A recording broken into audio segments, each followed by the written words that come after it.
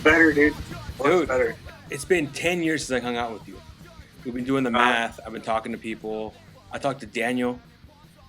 I want to know, like, in the last 10 years, like, what the fuck, man? What happened? Like, what are you doing now? You know what I mean? Yeah, man. Yeah, just been pretty much chilling, playing music, dude. Like, after you guys all moved away, man, it was like pretty much uh, just working, dude. I worked a lot the summers and through winters and everything, just doing pools. And just kind of was playing some music, even though I didn't really, like, have anybody. I wasn't jamming with anybody. And, uh, just kind of like playing guitar, just acoustic and shit. And made up some, a few songs, whatever. And then I end up like Tom and I hadn't talked to Tom in a while since kind of jammed with Ridiculous. Or when me and Bonnie joined I remember. Ridiculous crew, I man. remember. And, that was cool, man. Pretty fun. Like short, brief time, but I had Tom up to see if he was still jamming with anybody or whatnot. He was still playing with Cuppdawg in '90, and they needed a bass player, so I went and started playing bass with them and just been playing from there, dude. A lot of just shows, dude. We were just playing shows like at least once a month, maybe twice a month, a few times. Like there's a few like month stretches there, dude, where we were playing like every weekend, every other weekend or something. But kind of like it comes in waves and shit, So, but yeah, just been playing, dude. Recorded CD or 2 CDs with Cuppdawg, and man, just been jamming. Used to be Playing called music. Used to be called Tall Dark in '90s. When did you change to just Tall Dark? Well, it was like Cuppdawg in '90, and then we changed it to like Cuppdawg probably, I don't know, man, 2, 3, 4 years ago. Pretty much, dude. Cuppdawg in '90 for me, and I think for the other guys too. We were all like feeling like we were getting associated with like the '90s cover band, so we were decided to change it up, dude, and just call it Cuppdawg, Yeah. And I like it a lot more. And for me, dude, I would just feeling like we were getting associated with '90s music. Got it. More, just if you bring it up, if somebody hears it, they'd hear and just think, oh, maybe they're just, they play '90s music. Yeah. I remember you were telling me how you fucking did someplace in Sacramento with Everclear. No, that was in Fresno, but Fresno. Yeah, we played Fresno and like Summerland. Can't remember what, like 2018 or 17. No, Yeah. I don't know, man, dude. The years fly by, man. Yeah. And I like haven't kept track of time too much, Yeah, no, it was pretty cool. It was kind of like a little shitty, dude, because they told us they were gonna have stages set up and shit, And when we got out there, dude, they had like a bunch of pallets like on the ground. Oh. And which was fine, but we were expecting to be up on like the big stage. Yeah. Because there was like a big stage. We thought we were playing up there, but it just didn't work out like that, Oh. But it was still pretty cool, dude. I think we saw like the Everclear dudes walk around and like come and check us out, or some other, I don't know. There's a few people who just walked by or something, but it was a cool show though. We played with like people, the Toadies, Everclear. The Toadies? Oh shit! Yeah. They were badass, dude. They are fucking great, man. That's awesome.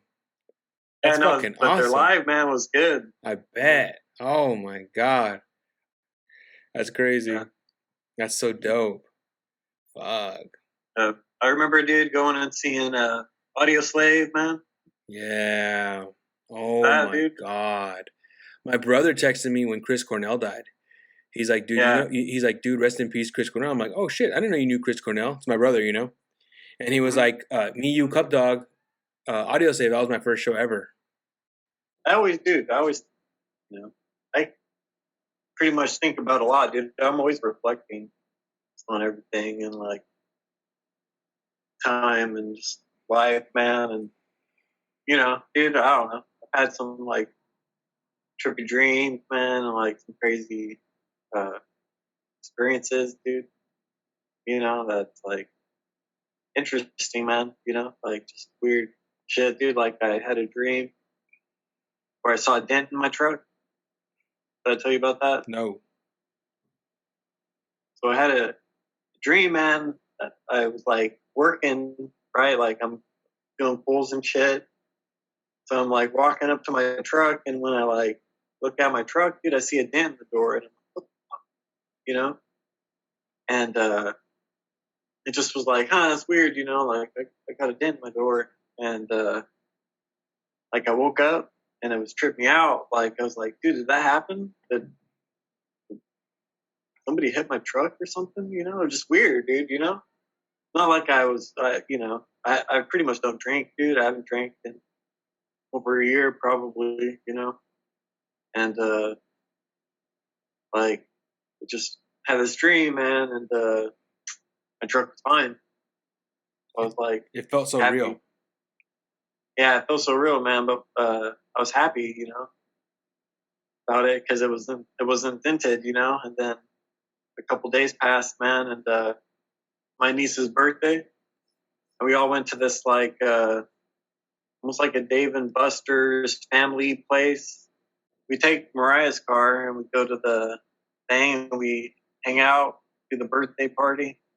We get back to my apartment after, dude. My truck's in my parking space, dude, and it's got the dent in the door. Oh shit.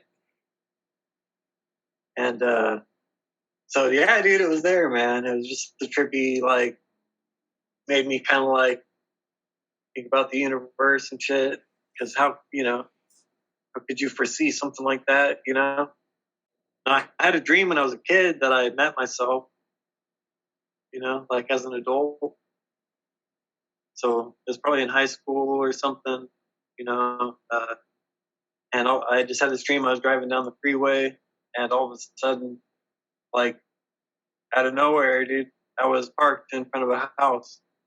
And I was like, this is weird. I don't know where I am, So I went up to the house, knocked on the door. Some guy answered, and let me in. And I was just asking him, like, I don't know where you're telling him, I don't know where I am, and this and that. And then he's like talking to me, and I don't remember the conversation too much, but like he said like some names at one point that I was like, how could you know those names? Oh, it was you. You're related to them, So I asked him what his name was, and his name was my name, But I just remember like he looked like a redneck,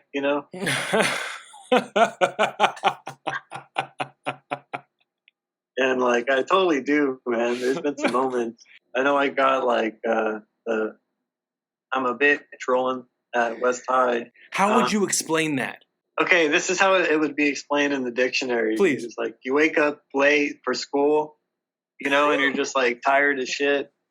And it's the first class in the morning, and you like walk into class and you're late as it is, and like the teacher's not in there, but you're walking, and then like I think Byron or started making fun of me, or he said something, dude. He made a comment, and I was like cranky, dude. And I was just like, I'm a bitch.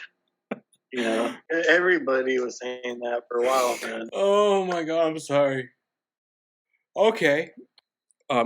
Is there a way I could share my screen with you? Yeah, I don't know. Yeah. Just let me just. I want to show you something. I don't know if you can see it. Just get out of here. My fucking computer. I just got this computer. It's fucking weird, bro. Yeah, I just got a sword, man. It's got a sword? Yeah. What do you mean? Sword? Like a real sword? What? I bought like a Viking sword, man. You bought one? Prove it. Hold on. Prove it.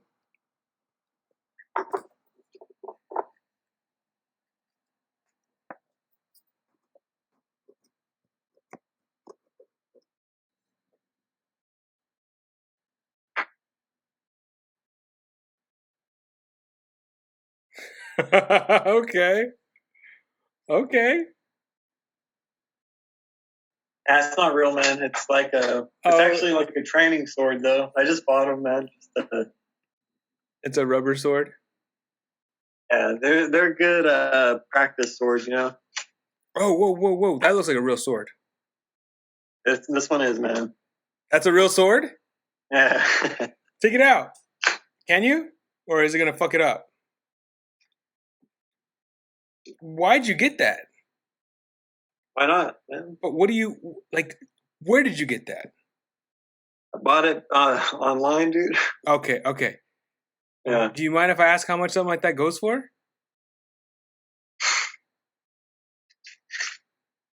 Well, it wasn't that expensive, man. Not like That's all I need. This one, dude, was like $300, dude. Wow, that's crazy. You fucking invested in motherfucking swords, and do you fucking like swing it around? I chop shit up, dude. I'm just kidding, dude. I'm just kidding, man. I just hang on the wall, dude. That's so dope. But thing, dude, do you remember being at your house on Cecil Brunner? Is that it? Yeah. Okay. And we were chilling in your room and shit, and Nathan was talking about how fast he was on his bike. Do you remember that? No.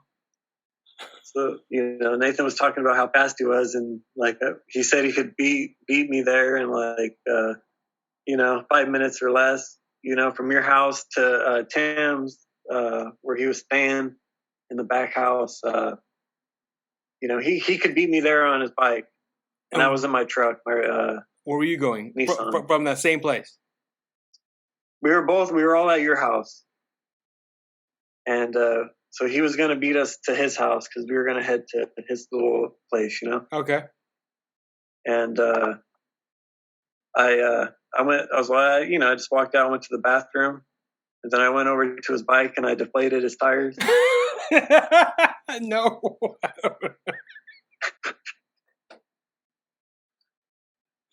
It was funny, dude, because he was all like into it, you know. And you didn't do that. Yeah, I deflated his tires, dude. I had like, because I worked at the tire shop at Sam's Club, you know. So I had like the little tire deflator. Oh, and I just happened to have it on tool. Me. Yeah. I pushed you just the little unscrewed it down, you know, and deflated his tires. So there was no tear and he or came nothing. Out, you know, and he was like, we were all leaving. I don't remember that, but that's fucking hilarious. That's he got out on his bike and it was flat. You know, he went to get on it and he was like, oh, you know. And I was just like laughing at him. Oh my God. No, I don't remember that. That's so cool. I hope he sees this. The one thing, dude, is I didn't think about like him not having, you know, if he had an air pump, dude. Oh, yeah. Oh, he stayed strapped. He didn't have one, dude, but you did because he was at your house. Oh, okay. Got it. I don't remember that. But you know, it was a good laugh, man. That's fucking hilarious. That's so fucking funny. Do you remember your first cup of coffee you made, dude? You're at the apartment. Yeah. We came up, dude, and we drank coffee, and you didn't really, dude, you know? And I remember it was like, he handed us the cups, and they had like little floaties and all sorts of stuff in them. I put creamer in the filters. I didn't know how to make Yeah. coffee. I put creamer in the filters. Yeah. I forgot about That that. was- It's fucking embarrassing. And everyone was drinking it. I remember, like, try not to be mean, just not saying shit. And I'm like, I'm the one who was like, oh shit. I don't know what kind of coffee it was, man, but it tasted good. It was just creamer. It was just fucking like some vanilla creamer. It was good, Oh, man. that was the worst time, dude. It was when we went to see System of a Down here, and like it was just all bad. My car broke down. Like it was just all bad. That weekend was all bad. I forgot about that. Remember, I brought that joint to the concert, And you lost and then I it. dropped it. You fucking lost it. Oh yeah, I was so bummed out. Damn. Yeah, dude. I rolled a fatty, man. What'd you do? You put it in your sock or what? I put it in my sleeve, like in my jacket. I just kind of like held it in my sleeve, like in this little spot, and it just slipped out. I remember that. Fuck. That's crazy. I forgot about that. Yep, somebody probably found it. Yeah, you said that too. Some had a good, unless fucking they didn't, and they just stomped the fuck out of it. They didn't even know. Yeah. That sucks. Yeah, who knows? It's a tragedy. Fucking tragedy. God damn. That was so crazy, man. It was still good to go, you know? Yeah. I don't know if you remember my dad's sisters or not, but like, he had one of his sisters, Sandy, dude, she just happened to like get sick one day. And like, this was like in 2018, I think. And she just got sick, man, went into like a comatose type state. And they weren't treating her right at the hospital for whatever reason, you know? But she went, I don't know, man, it's crazy, dude. And it just shows like how fucked up I feel like medical shit is, because like her husband had worked for like this almond factory, he's paid his insurance his whole entire time, and they covered $1 million worth of medical expenses for him, but that was only a month, you know, or like maybe 2 months, you know. And he ended up like considering putting his house on whatever, you know, like to try to get some extra funds, you know. But then she was you know, just not making it through it, you know. And for me, like, I was just like, you know, praying a lot for her, and you know, just doing that whole, you know, just saying the best, wishing for the best, you know, like whether she's like, you know, alive or she was like to a better place, you know what I mean? Yeah. Because I wanted her alive, but she's seemed like it wasn't going well, you know? Yeah. And anyways, dude, like, I don't know why, but I was having like some remorse because I hadn't been there to visit her, you know? And like, it was just something that was on my mind and stuff. And I don't know if this is the reason or whatever or not, but like, this one morning I had this dream, you know, where she like comes up to me, and she's just outside my parents' house at Seacrest. And I just walked, I was like, hey, it's Sandy. I was like surprised to see her, kind of, you know. And she like,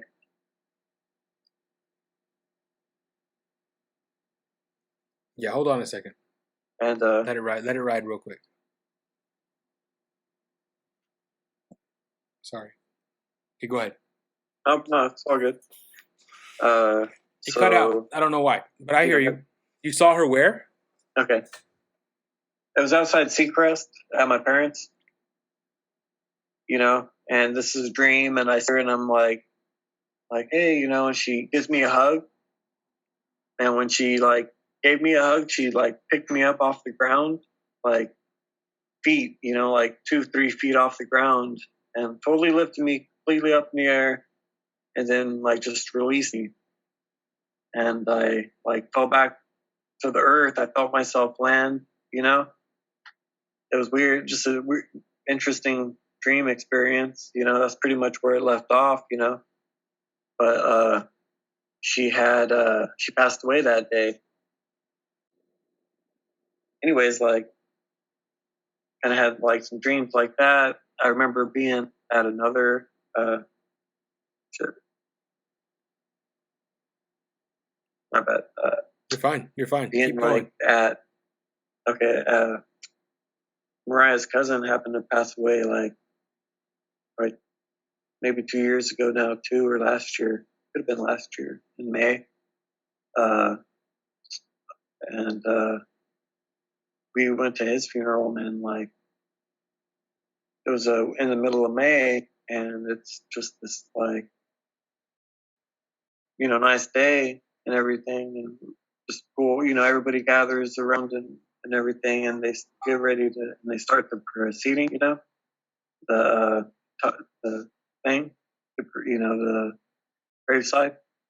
And as soon as they did, dude, it started raining out of nowhere, and it rained all through the process at the graveside. As soon as it was over, it stopped. So I just remember like, being aware, just of like, this is just one of those, Yeah. examples. And my Aunt Janet, I don't know if you remember my Aunt Janet or not. I remember Janet. I remember Janet. Yeah.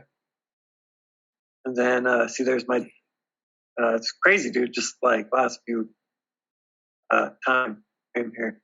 But Sandy, I told you Sandy, then like at her funeral, the day we did her funeral, we found out that my Aunt Sue's husband, Dave, had gotten like stage 4 cancer. And he ended up passing away New Year's Eve, and when, we of course, you want him to get better, and everything, but he kind of just said it was just a time kind of a thing. And, what he talked about was wanting to go on Christmas. That way, everybody'd always remember him, and, but he ended up going on New Year's Eve, so just an interesting thing, dude. And then Janet had some like close calls at one point, and had some like experiences, like when she was out where she, met Jesus, kind of a thing, and anyways, she ended up, having this experience at one point where she like saw my, she was totally out of it, dude. We thought she was going, and like, all of a sudden she just came back. She's fine, and she said that she was, had been talking to Jesus, and she got to ask him a bunch of questions, and like she asked him about my dad's parents for something, because my dad's dad died in a plane crash, and she happened to say like, my dad's parents are together, and they're like, together at wherever they are, in heaven or whatever, in a better place, and a few names and stuff, but then Janet,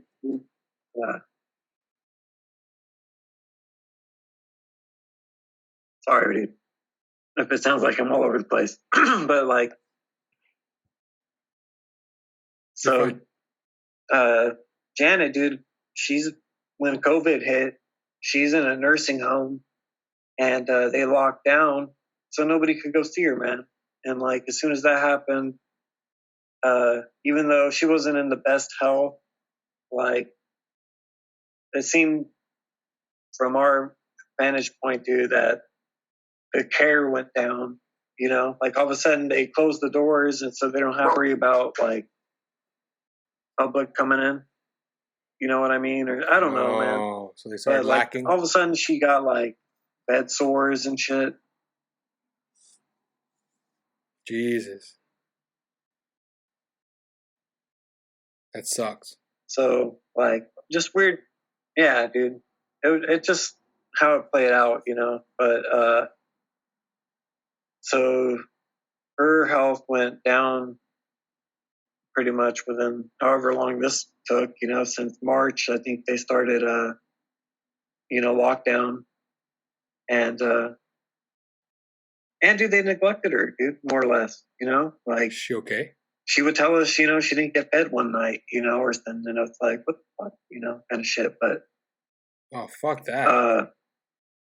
So my mom's like trying to call and get a hold of him. And she can't get a hold of Janet, so she's calling them, and nobody's answering. She's having trouble communicating with these people and all sorts of shit. And every time she calls and she talks to somebody, I would say like, "Oh, Janet's fine. Janet's fine." And my mom went and met her at her like dialysis appointment, and she was just like, her head was over, and she just told my mom like, "I'm dying," and it wasn't like the next day she was in the hospital, and they took her straight to the hospital from there, actually, dude. And she was totally out of it, man. In a coma type state, with a breathing machine. And they pretty much, due just her condition, it was time to pull the, like, let nature play out its course, because there's nothing they could do for her, because her health was failing her really bad at that point. And so, I went through, like I said, a crazy experience. I've kind of been bouncing around, but like at some point, dude, I felt like, it sounds crazy, whatever, but like God, like, spoke to me and like, I just heard something, dude, and it triggered something inside of me, like, and it's hard to say, but it's like, it took away every ounce or bit of fear that I've ever had in my life over anything, And it just like told me like, you're taking, that we're loved, man. Like every person, man, no matter what, dude, God's gonna just find, the best course for you. And like, I don't know, it's crazy stuff, man. But like, since that like day, dude, I see all these synchronicities and all sorts of stuff. And Mariah's dad too, man, had been talking about this great awakening type thing, that was coming. And so what happened to Janet? So man, what happened to Janet? Just like kind of. Oh, so like my bad, yeah, trailing off. So Janet, dude, she's she's at that point, and my mom, they're only gonna let one person in there, and she's mom, okay for now. Where's she at? Didn't want to go in there by herself necessarily, Oh, so she's in the hospital still? Janet? Yeah. No, dude, this was a little bit ago, dude. Janet passed, man. Oh, I'm sorry. And she passed on 4th of July, dude. Oh my God, I'm sorry.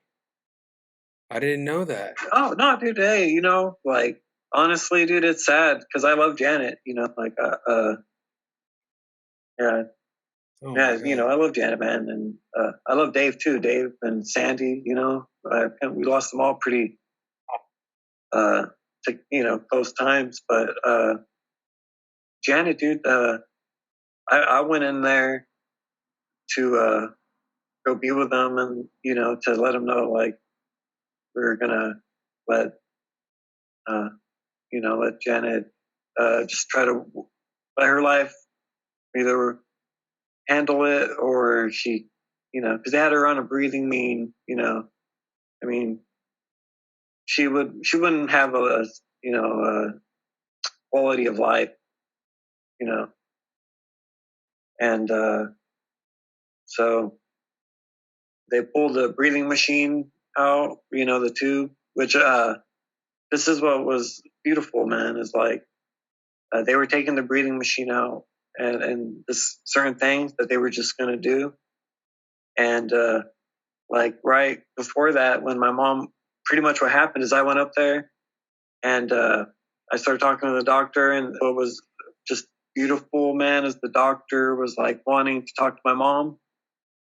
You know, like, there's protocols for COVID shit. So only one person in for 24 hours. Well, dude, she's going, and he wanted my mom to go up there to see her, which was awesome, So my mom ended up going up there, and I went and got my mom. She went up because I was prepared to go back,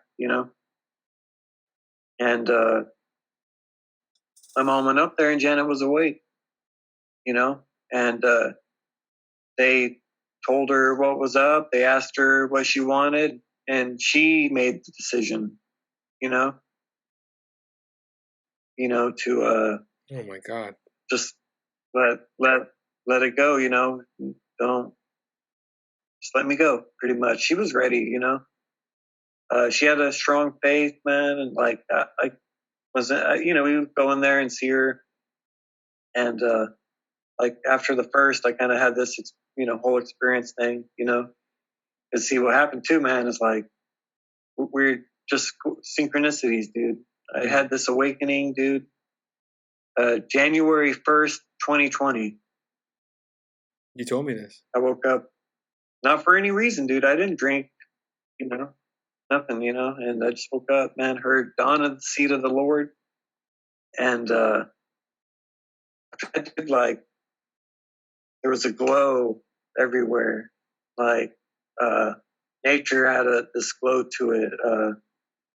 I read, I decided to kind of pick the Bible up too, just to skim through it, because I felt like there was something at this point, like I've never been able to read it, and just because I didn't know how to start, Yeah. And seemed like a lot, dude. I just, me, man, but picked it up, dude, and like got kind of some, what I felt like was some synchronicity messages, and like a day later, my mom's or my dad's sister Sandy's husband called, and so yeah, my dad's sister Sandy called, and not Sandy, her husband Tom called me, and I hadn't heard from him, dude. He never called me in my life, but he called me after I had this awakening, and then it made me think about like that dream I had of Sandy, So I felt like it was some type of thing, man. I went over there and just, I don't know, told him Sandy was out there, and pretty much just that, man. It sounds crazy, man, but let God handle it all, man. Just live your life. Do the right things that you can. Take care of life, and it's pretty crazy, man. All sorts of weird shit, dude. I saw so many just things you couldn't like explain, synchronicities, and it's led me, dude, to the whole pedophilia, like this whole thing, dude. And the stuff that I've kind of watched, some of it, dude. It's like, yeah, I can see it, man. It's just going down, And I see like stuff. Have you ever seen like the Vatican throne? Yeah. Shit? Yeah, I've seen the Vatican throne. Yeah, just like all this stuff, dude, all this pedophilia and child abuse that happens in these like churches and all these places, dude. And it's like, to me, I see it, dude. If that's not to try to break the faith of human beings, dude, like it's more than just like a sick perversion that's like, like just a few people in there. No, dude, it's like a full on, like the Vatican's crazy, man. But I see it, dude. We're going to like a whole new golden age, man. Like, have you seen Out of Shadows, dude? No, what's this? It's a documentary. It's on YouTube, man. It's made from like a Hollywood stuntman. No. It's legit, dude. Out of Shadows. I'll send you the link to it. Okay. But, yeah, I like that. You know, it explains a lot, man. CIA, dude, Central Intelligence Agency, dude, the fucking yeah. Oh, dude, yeah. the FBI, the whole Federal Reserve is a private-owned company, dude. You know it. Like back in like the 1800s, dude, or the 17 or 1800s, the fucking Vatican went to like the Rothschilds or the Rockefeller. I think it's like the Rothschild, and they took a big old loan from them, but it ended up like, being where the Rothschilds had some say into, they pretty much funded their bankruptcy type thing. Yeah. And I don't know, man. There's a lot of info out there, dude. It's interesting, man. Yeah, I mean, what I see, dude. Remember how I used to watch Dexter? Yeah. And you would tell me, dude, I'll watch this. Did you always watch for these things? Like how they make movies. I don't know. Just you analyze stuff. I was like, did you see how they foreshadowed this or that and all this kind of, that's what they do, man. It's all like, there's more meaning behind everything, dude. Than, there's putting signals out there, dude, and everything. It's pretty trippy, man. But Out of Shadows, dude, was a good one, man. To like, I don't know. I see a lot of good things happening, dude. I see like military's handling it, dude. Kind of like World War III, dude, is like silent war,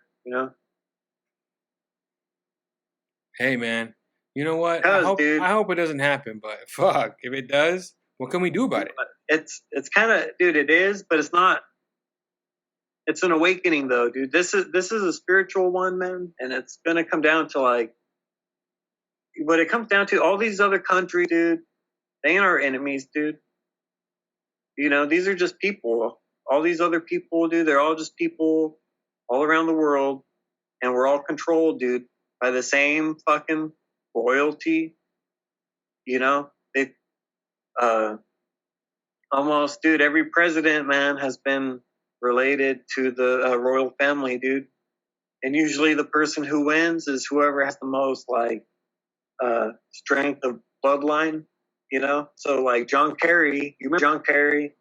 And then George Bush ran against each other. Yeah. That? I remember... Say it again. You have to say that whole again. Bush and Kerry. Say that again. Okay, so like John Kerry and George Bush ran against each other for president at one point, but they're like cousins. No, they're not. And they all end up going to the same fucking universities, and they're all in the same organizations and shit, dude. They're cousins. They are, dude. How are they cousins? Yeah. How? They're cousins, dude. Blood. Incest, man. Shit. You'd have to look at it, man. Just get up, man. Do you ever watch the Joe Rogan Experience? Yeah. Oh, yeah, dude. Have you seen the one with I forget his name, dude, the black guy who infiltrates the KKK and breaks them up? I heard that. I listened to that one. Did you listen to that one? So one thing that surprised me is he said that he didn't like intentionally do that, but he just made friends with the KKK, like a guy who was in the KKK, and basically this guy found he thought he found such a great friend that he was like, I got to denounce myself from the KKK because I have a black friend now. Like he felt like he was, their beliefs didn't align. This white guy who was part of the KKK, he didn't align with their beliefs anymore, so he left the group and became friends with this black guy.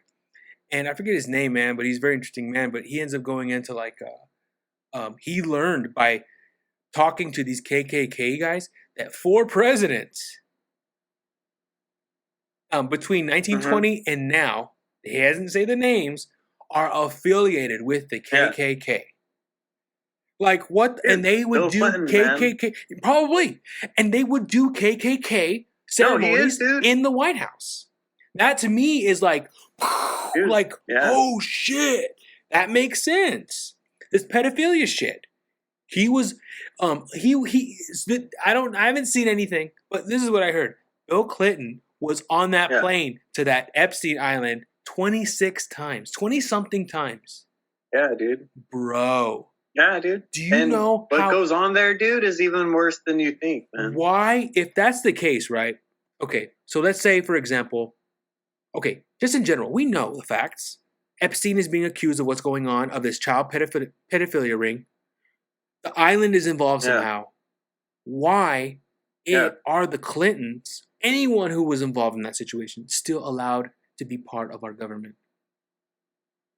Yeah, dude. Well, you know why, dude? Because they fucking, go back to JFK, dude. They pay. He they give them money. When people meet in secret and you can't, what it is, dude, is it comes down to, man, so Hugh Hefner, right? CIA, the Playboy Mansion. So imagine Hugh Hefner, the CIA. I didn't know anything about that. Person. I don't know anything about that. Well, this is the stuff I've seen, right? So imagine he's like involved with the CIA potentially, dude, and you get all these stars and all these people who, the Playboy Mansion. It's just one of those things. People probably go to it, Yeah. But eventually, dude, you get them drunk, you get them on drugs, you get whatever, you put them in situations, dude, and you get film on them, and then you blackmail them, you control them. The Clintons, dude, have like 120 deaths, dude, around them. And we're talking about like Chris Cornell, dude. I totally think, dude, him and a lot of others, dude, were murdered because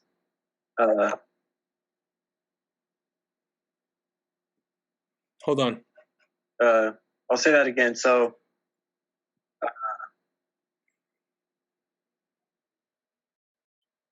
so Chris Cornell, right? He gets hung by a red. It's always the same MO. It's always a red. They left a weight thing there, dude. Some like workout machine they hung him with apparently, but he was bleeding too. He's bloody. They don't explain that.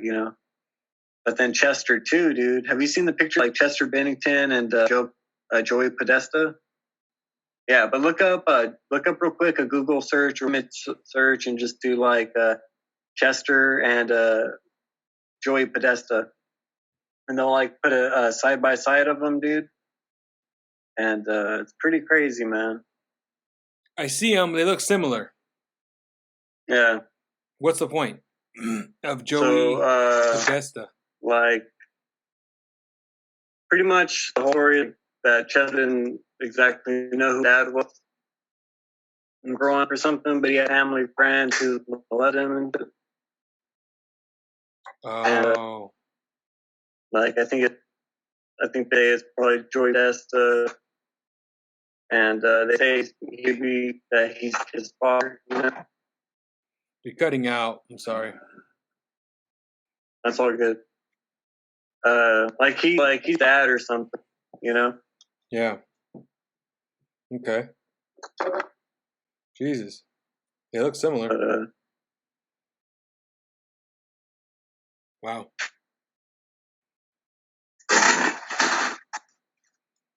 Anyways, that's it's fucked up, man. It's a fucked up situation.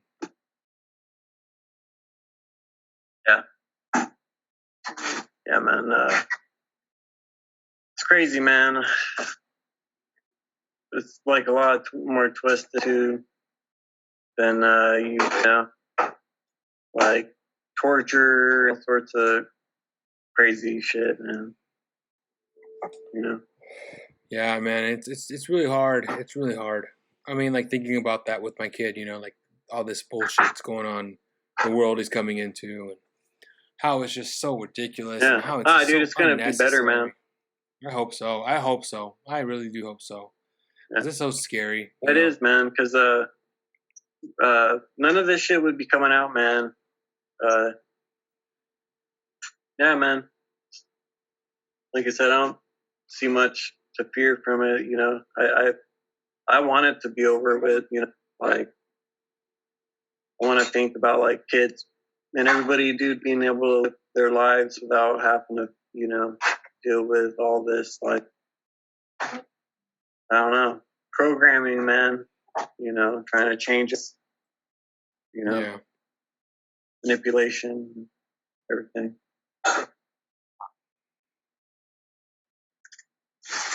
Yeah. Yeah. Fuck that.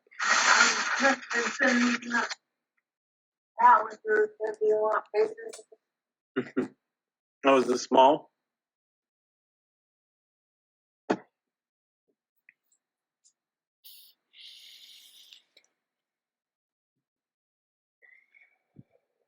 So, yeah. Is that Mariah? Yeah. Congratulations, Mariah. I don't know if she can hear you. It's all good. It's like back in the pantry. Hey, man, I'm going to have to get out of here. My Yeah, wife's about no, to it's be good home talking. soon. Yeah, my wife's about to be home soon. I have to get out of here. Yeah. You cutting out or you good? Yeah, man. Just hit me up, man, whenever you want to again. May it cut out. I don't know. Yeah, it's cutting out. Sorry. Yeah. Hey, man, it was cool talking to you. Yeah, thank you, man. Appreciate you. Yeah, appreciate you too, man. Thank you for Good everything. time, dude. Good talking. Good talking to you, man. Hey, man, it was good talking to you.